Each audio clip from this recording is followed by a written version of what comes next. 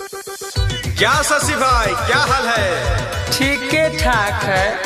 अरे काहे लड़ुआ के बोल रहे हैं? क्या बताएं भाई, जब से हमारी लाइफ में हमारी वाईफाई है ना, अच्छा, सब उल्टा पुल्टा दिख रहा है, उल्टा पुल्टा लगू रहा है। अरे हम समझे नहीं, जरा खुल के तो बताइए। अच्छा बताओ तने। वाई फैमिली ट्रेंड है, हंसी पे लग गया बैंड है, दिन भर फोन पे लगी रहती है, पूछू तो कहती है फ्रेंड है। हाँ यार, कुछ दिन से मिला रहे हैं, पहले तुम सॉनी देओल लगते थे, अब तो जॉनी लीवर लग रहे हो। अरे हमारा गलती थोड़ी न है।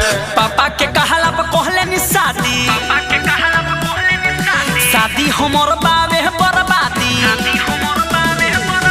पापा के कहला पर कहले नी शादी, शादी हमर बाबे है बर्बादी, फोन पर दिन भर बात करती है, पूछू तो कहती है फ्रेंड है।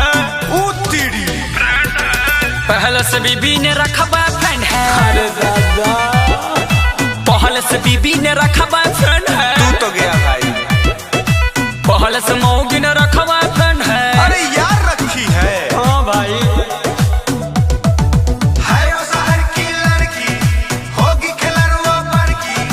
पहले से बीबी ने रखा बॉयफ्रेंड है। वो शहर की लड़की, होगी खिलरुआ बड़की। तुहरा में कमी बाकी, ओकरा में कमी। नाना हमारा में भाई रे ना पावे खाना कमी। अरे यार, आजकल ऐसा ही प्रोडक्ट आ रहा है ना। पहले से बीबी ने रखा बॉयफ्रेंड है। हमरा लग रहा है पहले से बिगड़ी है। पहले से बीबी ने रखा बॉयफ्रेंड है। अरे देख के शादी नहीं किए।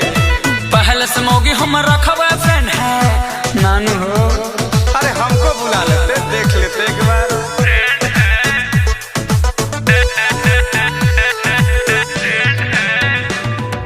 कोइले बाटे अगुआ दादा हमारा संगे धोखा, ऊपर से सिल पैक लगेले, अंदर बिया खोखा। अरे 2 नंबर का माल मिल गया भाई तुमको। लेके आऊरी दहेज जा बियाह करहो, टेंशन छोड़ा अब जान परवाह करहो। अरे हमारे पापा जो है ना, बड़ी लालची नु है, दहेज के चक्कर में अपने बेटवा को फंसा दिए। अरे बाप ऐसे ही होते हैं, पैसा चाप के लेते हैं, 2 नंबर का माल फांस देते हैं। चुम्मा वाला 24 घंटा मैसेज करती सेंड है। तुम्हें देती है कि नहीं? अरे सब हवा में उड़ाती है नू। पहले से बीबी ने रखा बॉयफ्रेंड है। अरे सब रख रही है आजकल। पहले से बीबी ने रखा बॉयफ्रेंड है। अरे हम जानते ना तो बिहेव नहीं करते। पहले से मौगी ने रखा बॉयफ्रेंड है। अब तो हमरो मेहरा पे शौक हो रहा है।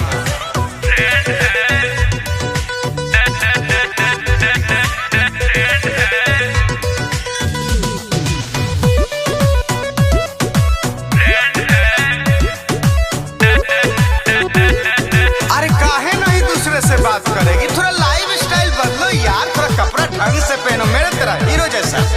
अरे 1-2 बार ट्राई किए थे ना भाई, कहाँ कोनो प्रभाव। एक दिन झाड़ झुर के योनी लेके ओकरा लाई अंगूर, देखते कहतिया राहुल रोश तुम तो हो लंगूर। अरे मंकी बोलती है हमको।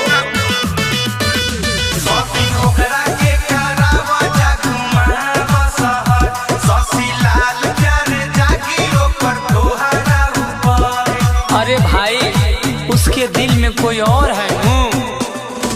हमको कहती रहती पति मिल गया हाफ मैंड है। अरे क्या बात कर रहे हो? वो तुमको पागल बोलती है। अरे बोलती तो बहुत कुछ है नू, लेकिन क्या क्या बताएं भाई, आज सब बता दे मुझे। अच्छा, जो दिल में रखे हो बता दो। पहले से बीबी ने रखा बॉयफ्रेंड है। अरे यार तलाक दे दो। पहले से बीबी ने रखा बॉयफ्रेंड है। अरे फिर दूसरा ब्याह इतना जल्दी नहीं ना होगा। पहले से मौगी हमारा रखा बॉयफ्रेंड है। अरे अपने साली से करा देंगे। अच्छा चलो छोड़ो भाई, गोर है ना। अरे प्योर है।